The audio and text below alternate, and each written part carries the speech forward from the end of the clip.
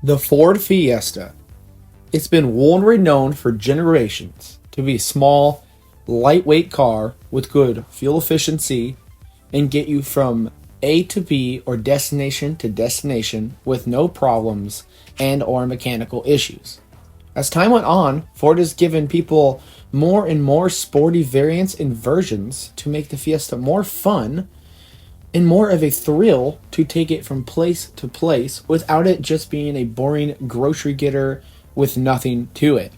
Starting in 2014, Ford graced the market with the Ford Fiesta ST, or the Mark 7, with a 1.6 liter 4-cylinder turbocharged motor mated with a 6-speed manual transmission. To bring us quite a bit more power out of this small 2,700 pound car rather than its sad 120 horsepower out of its normal variants of the Fiesta. Sadly, this didn't last, and in 2019, the Fiesta ST here in the States ended, bringing this fun hatch to an end. Yet in the UK, or over the pond, the Mark 8 came out. The US did not have that. From that time on, it's been sort of a cult classic or future classic in the States. Most, if not everyone owning or driving one agrees it's an amazing experience that should be driven, yet this car still remains pretty underrated and overlooked in most of the United States. Today, we are going over the Fiesta ST and seeing if it's truly as good as people say.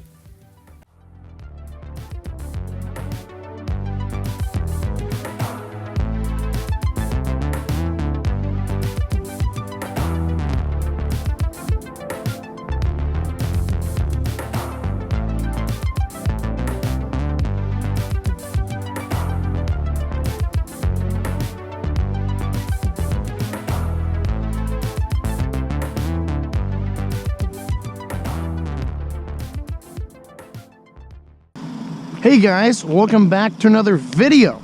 Today we are reviewing or overviewing my 2016 Ford Fiesta ST. Don't mind the weather, it is absolutely terrible. So here she is, this is Gasly, my, again, 2016 Ford Fiesta ST. All stock, everything on this car is exactly the way it would roll off the showroom back in 2016. I have just now gotten this car maybe a few days ago. I've had a few days to drive it around, get some opinions, and see how it drives. And to put it lightly, it drives absolutely amazingly. I just love the look of these things. They are definitely a cult classic modern car nowadays. I'd say pretty much like one of the last hurrahs of the hot hatch in with Ford, and just mainly a lot of them, especially in the American market. Off the top of my head, I really can't think of another hot hatch made by an American brand that is just this good in a while, or still being made. I'm unsure. And obviously, as you guys can see, it is on and it is dead quiet.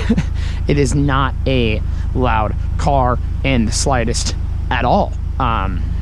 Love the look of the Fiesta. It's a very, obviously, if you guys aren't aware, it is just a economy car. The Fiesta is a very, no balls car.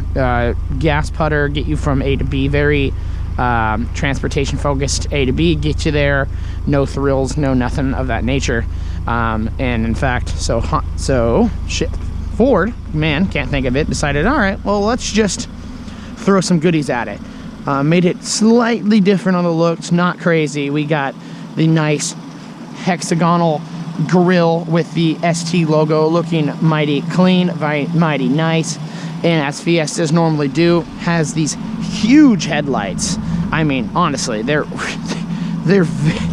huge. I mean, they go off. It's this wide on a car that is pretty small. But I mean, otherwise, the looks is a Fiesta. I love the side markers on the mirrors for our turn signals here. I love all of that very much. The wheels look very nice. I think the stock wheels on the Fiesta look pretty good. It's just the fact that they're too big. I mean, these are 17-inch wheels on such a small car, makes the tire very thin.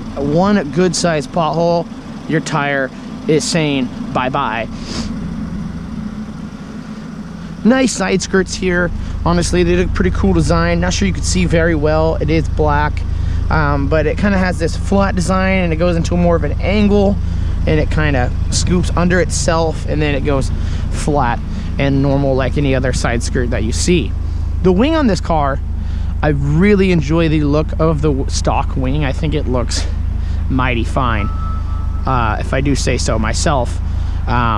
Except I do want to raise it up. I think the stock look of it looks absolutely fantastic. Nice ST badge on the rear. Completely stock. This car does have a Fiesta badge here as well. I did end up taking that off, just because I think it looks a little too crowded. The hatch is already pretty small, so with the two badges, it looked a little too crowded, and the Fiesta badge was literally just a normal Fiesta badge, so I wanted to just take that off. So now it's gone. We just have the ST badge on it now. Little double tip exhaust on the back here. Not a huge fan of the double tip, to be honest. I do like the single tips on most cars, but it does the job pretty okay. Suspension feels extremely well. This car is very playful. So this car has a 1.6 liter inline 4, and it is turbocharged. It's a 1.6T. It is pushing 197 horsepower to the crank and 202 foot-pounds of torque. So the torque is what makes this thing pretty punchy. It also comes mated with a 6-speed manual transmission gearbox. No LSD, which is a huge detriment to this car, especially with all the torque out of this little hatch. And this car is weighing in at 2,700 pounds. It is a little pocket monster, and it is awesome. Let's take a look at this little ticky motor going on in here. The obvious Ford chime, as is known to be very famous at this point. I love the mirrors. They have a little side indicator there too, a little blind spot indicator. I think more cars should do that if you don't have blind spot detection. Take a look under the hood here to see not much. And here we are on the engine. Now the engine does have a cover stock that just says ST on it. I did decide, let's take that off. I hate big plastic, especially when I need to do work on the car. Again, completely stock engine. And unlike an old Honda or anything like that, it is rotated 180 degrees. Meaning this is our intake and our fuel system here, everything like that. Our turbo and exhaust system is in the back where we cannot see it. Our air intake, our crossover piping that feeds into the turbo to our very restrictive little exhaust. We got our coolant reservoir there, you know, pretty normal engine stuff. Even though it's pretty crowded in here, they're supposedly supposed to be pretty easy-ish cars to work on. For example, if I need to replace my motor mounts, got one in the back that's pretty simple to get to. We got a motor mount right under this reservoir here that I can see, and then one right below the battery. So it's not insanely hard to work on things, especially for being a newer car. Usually newer cars are kind of a pain to work on, and this one is not that. Obviously a little tick from the little four-banger. I don't know a four-banger out there that does not make ticking noises. This car has 78,000 miles on it, so it is no spring chicken, but at the same time, these cars are reliable beyond belief. The motor is stock with forged internals, so it does the job quite well. 4-disc brakes all the way around, really small brakes, as you could see, but they do the job so well. The brakes on this car are absolutely astonishingly good for how little they are. Again, this car is only 2,700 pounds, which is ridiculously light for a modern car. The FA5 SI that I have is 3,000 pounds, and that is a light car. So this is 300 pounds lighter than the FA5 SI. Cool thing about the headlights too, it kind of looks like it has a wing going on here. It has some nice has some stripes, and it kind of goes off. Almost reminds me of like the end of an Aston Martin badge or something like that. Brights are pretty, the lights are pretty bright at night as well, even though they just have the yellow bulbs. If you were to upgrade these to some bright, you know, blue or white LEDs, it would be so bright it's kind of ridiculous. Coming back to the hatch here, pretty roomy for such a small little car. Open up the hatch here, nice hydraulics, doesn't fall down, doesn't do any of that weird stuff. Pretty roomy. I mean, for a little tiny little car. Of course, we got a little flap here. We got our spare tire down there, max 50 miles an hour. Has pretty good room. There is no cargo cover, so if you do want one, you might have to buy one. I think you could buy one from Ford. And the seats do come down pretty much flat as well if you move that seat up just a tad. So you could get some pretty good room in this little Fiesta. Truly is an amazing little grocery getter. And the amazing thing about this car is it gets 25 city and 39 highway.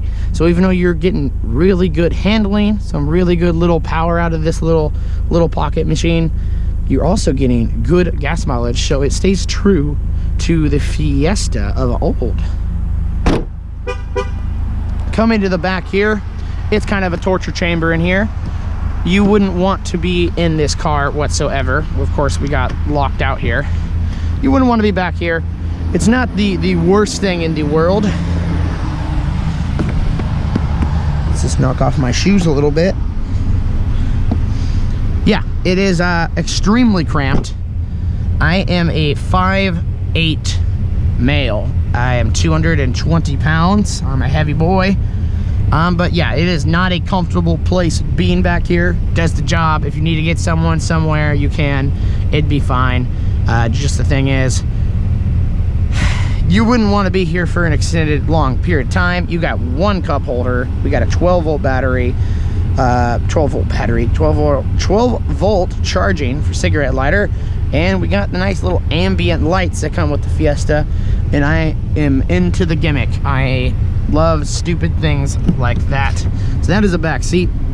Of course, this is a Ford Fiesta. Ford made this as a very cheap, reliable, affordable car for any consumer, and that's exactly what you're getting. You're getting the Ford treatment get in there. It's not going to be a pleasant, amazing place to be. It is literally there to do its function, which is drive somewhere and have a absolute blast doing that thing. So let's go in here, and I do want to say this car does have one large problem. This car is going to have one large problem that is being fixed on Tuesday. Blend door actuators. These cars don't have many problems. They're reliable as hell, good gas mileage. They'll go till the wheels fall off. But blend door actuators are their kryptonite. The little stupid Ford things happen everywhere, and blend door actuators are one of them. We have a driver's side and a passenger side that go out all the time, so buyer beware of blend door actuators. They're kind of a pain to get to on the drive side. What it does is they control airflow, the heat, the air conditioning. So for right now, my defroster, no bueno, doesn't work. Defroster sucks. So we will have to have the windows rolled down and air on, or else I will not be able to see out this windshield. And the fact that it is raining right now, I might not be able to see out of it at all. So keep that in mind. Don't let that distract you from the fact that Hector will be running 3 Honda Civics with spoon engines. Let's get in here and start fogging it up. Here we are inside the little Fiesta.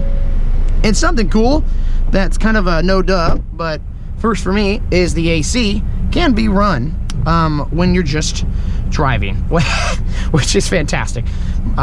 Most of the time, you know, little 4 cylinders, once you got your AC going, you lose all your power, but this little turbo does the job quite well. Not sure you guys can see the tach here.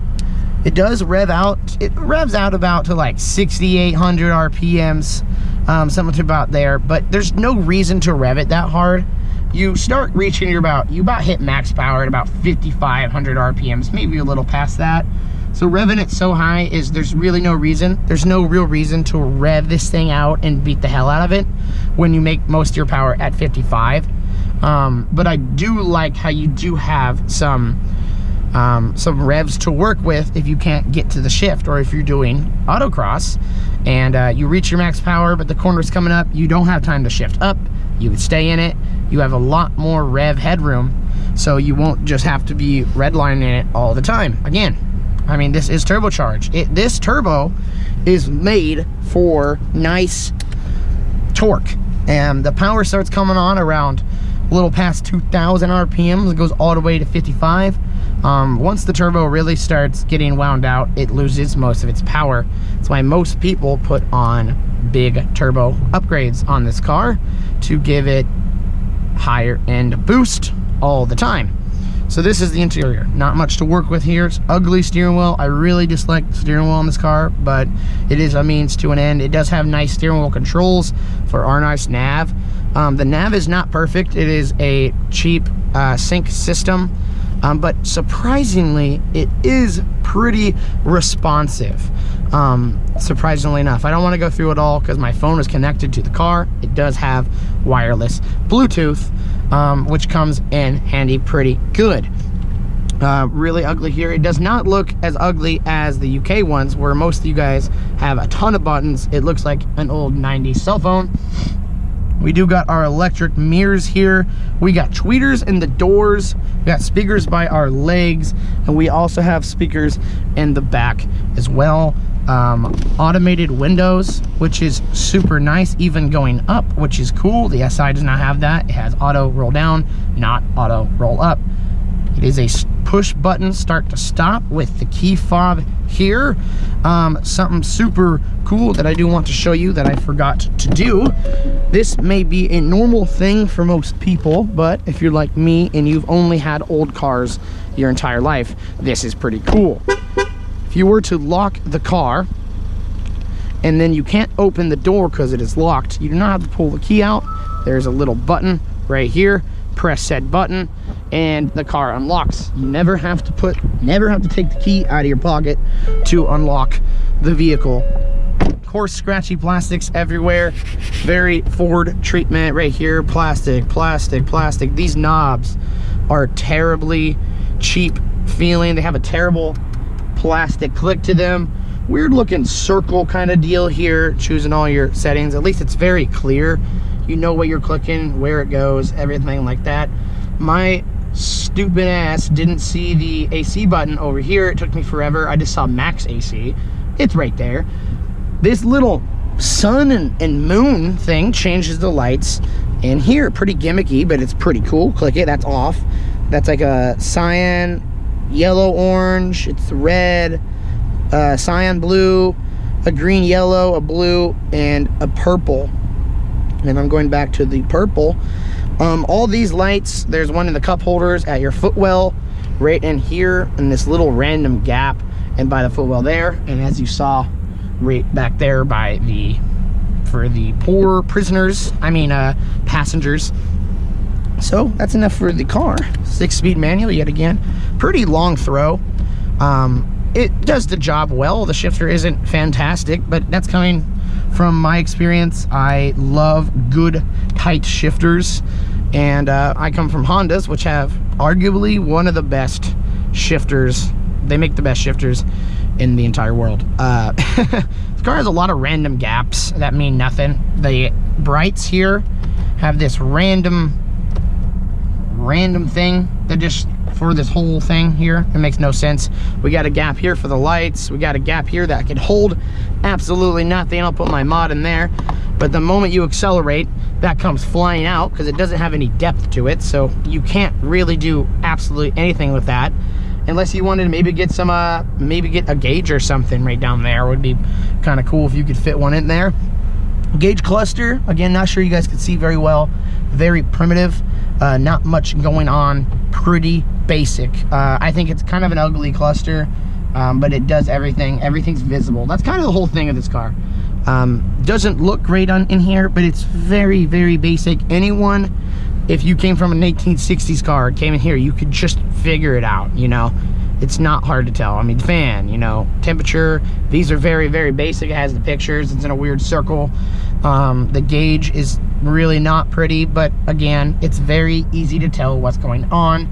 It doesn't have a temperature gauge, but it has a little display showing your temperature. Left stock here, you can go between. So this is our trip, miles to empty, our miles per gallon at the moment, our average miles per gallon, which is 21.5. And I have not been easy on this car. Average miles per hour, and back to the odometer. Over here on our stock here, pull in for wiper fluid, push out to control the rear wiper in the back as well. And if you go push down, you got a single, push up, you move this little wheel here to adjust, and one more up is full blast. So that is it. And sport mode is not a sport mode button, but rather traction control off. You hold this and it completely deactivates everything, and this is your sport mode.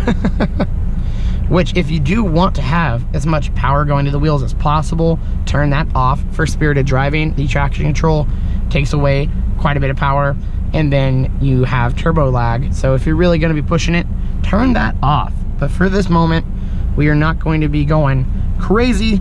So let's finally stop yammering and let's take this car for a little drive.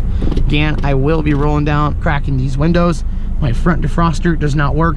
It is only a matter of time before that is going to start to fog up. Super, super easy on takeoffs. Also, this car has hill start and stop assist, which I've never drove a car in my life that's had that, so that was pretty cool. Didn't know that was a thing until I was on a big hill and I just let off the gas, and what do you know, the thing stayed put, which was super, super cool. First gear is pretty useless, but super great. I mean, the clutch is light, and I mean it. And of course, I just let in all the water in the world right there, because this car, for whatever reason, does not come with weather stripping on the top, so you will get water in. That is a huge con I have for this car. Thankfully, is very easily fixed in the aftermarket. And of course, that is going to fog up my windows like crazy. Let's do this, I guess. Drivability on this car, like if you're just going to the store, or you put your grandma in this car, let's say, and tell her let's go to the store. She has no need or want to go fast. She could do that so easily. If you are just barely on throttle, this car feels like you're just grandma car, just like a normal 120 horsepower Fiesta. And it isn't until you plant your foot down and you get that turbo to start going that this thing has a lot of scoot to it. I mean, really, it really surprised me. Let's just throw some numbers out. The Scion FRS or the GT86 or the BRZ makes about the same power and same weight. Both of those cars are about 2,700 horsepower. Something's going on up here. And brakes, really good. Let's see what's going on here. A little wreck going on. Thank you, man. I don't see the wreck. It must have happened a while ago. Oh, here we go. Oh boy, camper trailer down. Oh no. Oh no. Oh, that's not a camper trailer. Oh man.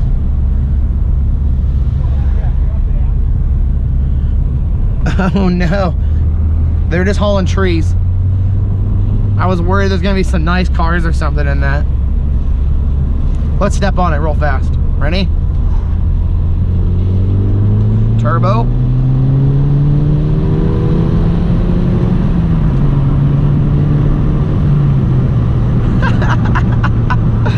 It has Miata syndrome all over over the place.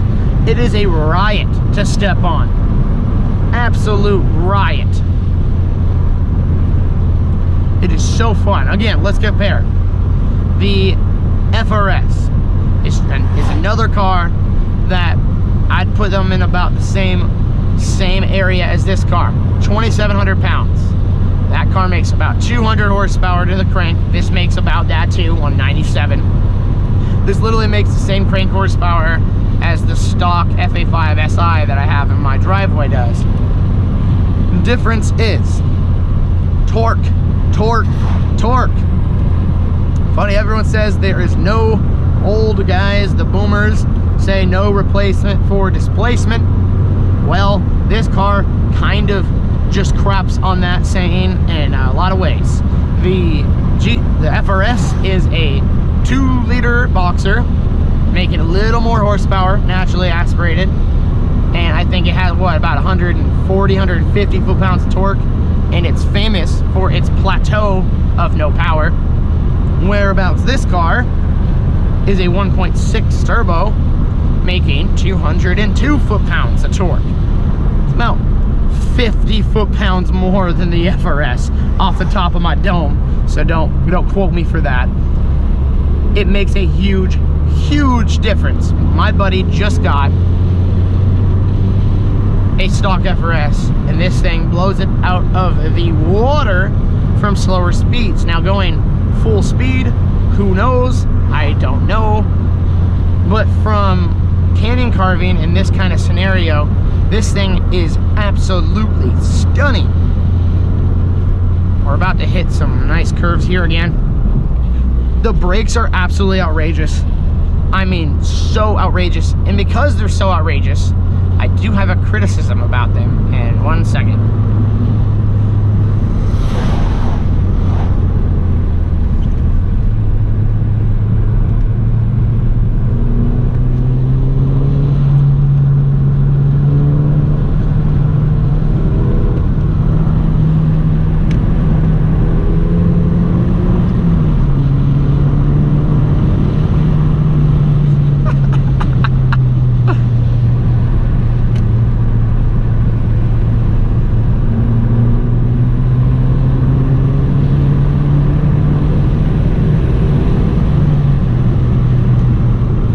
Can you not love that?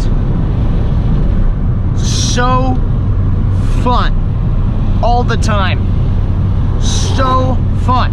Okay, let's get into real fast about what I do not like about the brakes being so sensitive is the pedal placement for heel toe. For me, again, I'm a 5'8" male, and I have size, I think about 10, size 10 shoe, so I'm pretty short. The heel toe scenario for this car is pretty much non-existent. It sucks.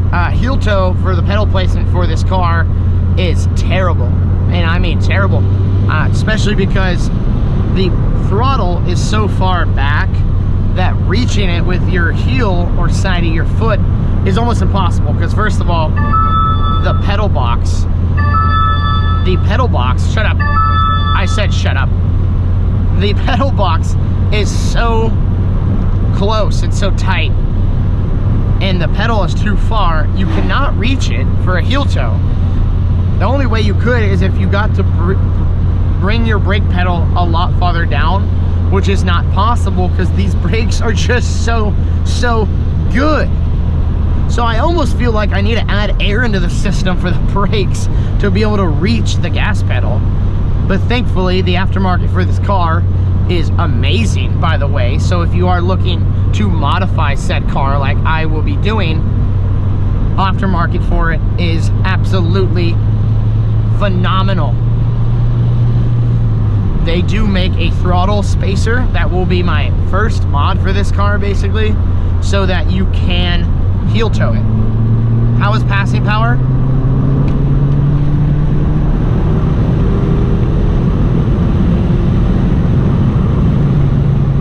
Really good. Really good. And the gear ratios are so long on this little car. It almost feels like, to me, they kept the Econo box gear ratios, even though I'm not sure about that, because I really don't know if they had a 6-speed and the manual regular Fiesta. But they're so long, and it works so well because the turbo does its job super well.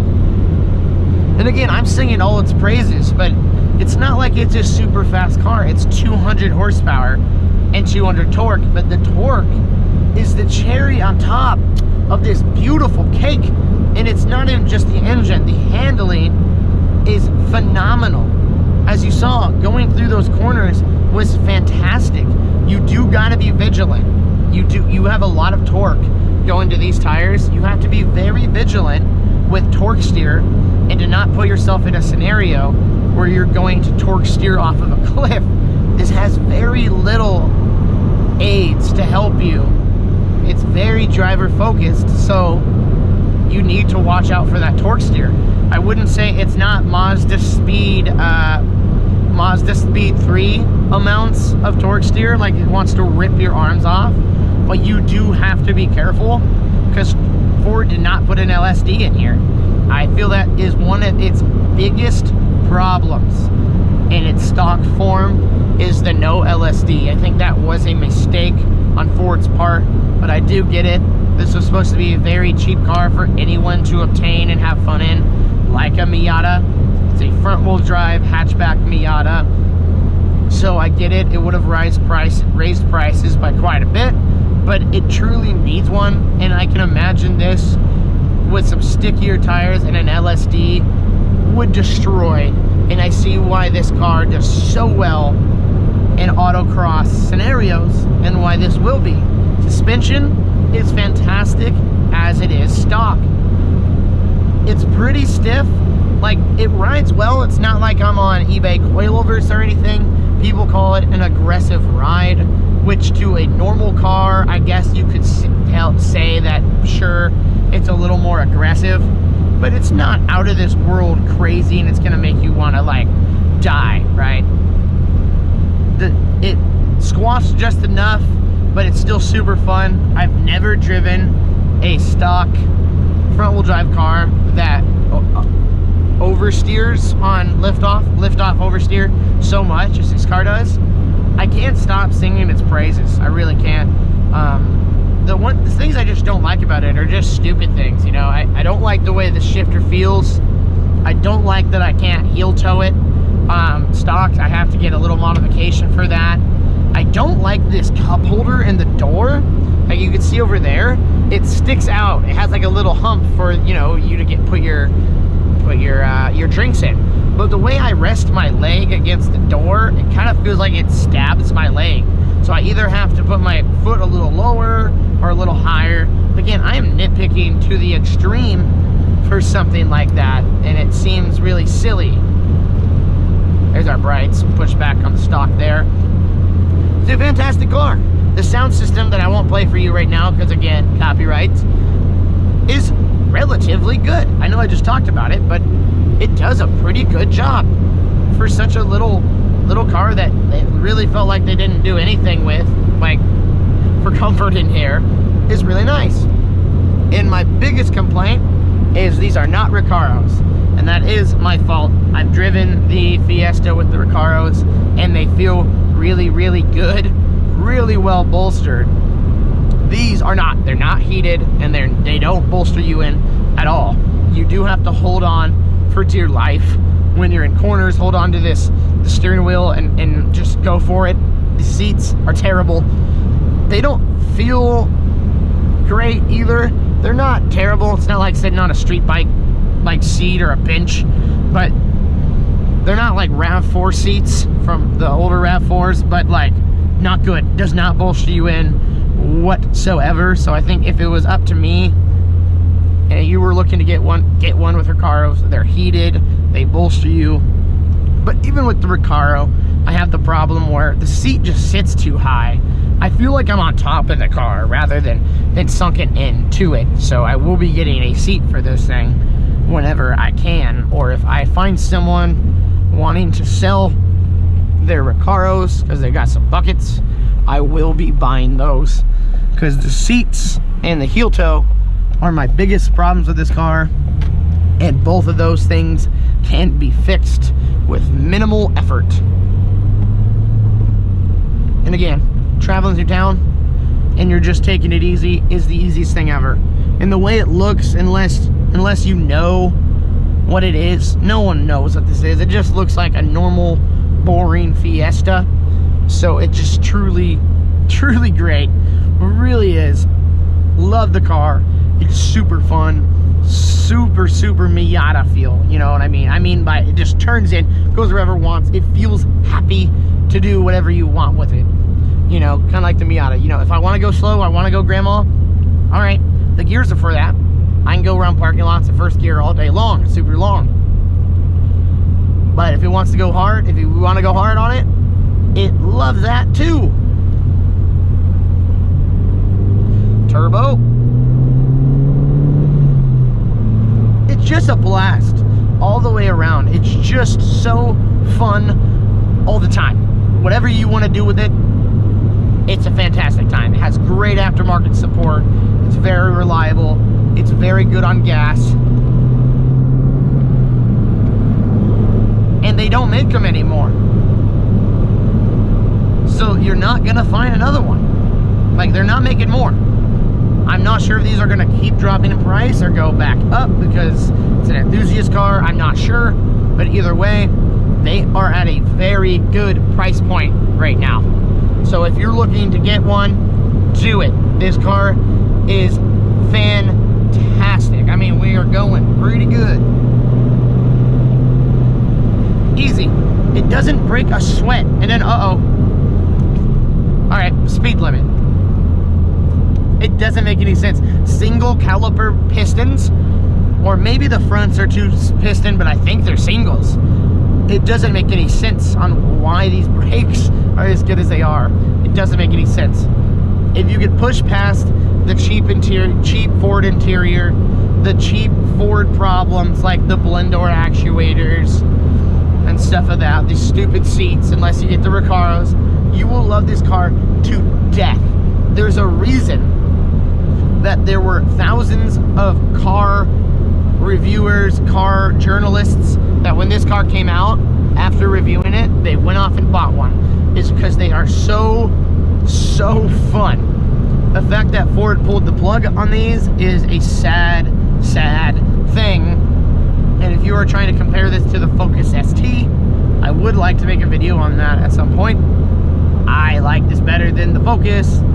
It seems just so much more fun. Feels like the Focus tries to make things a little too serious. It really wants to be more serious.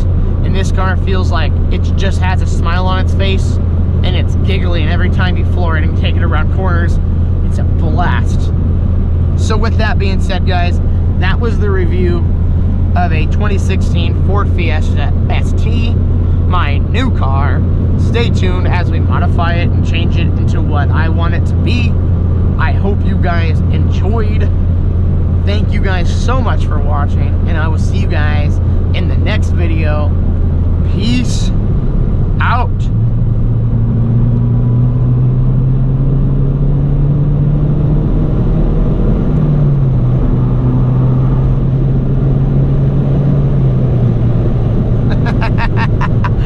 Yeah! Love this car! Oh yeah, let's put on some cruise control.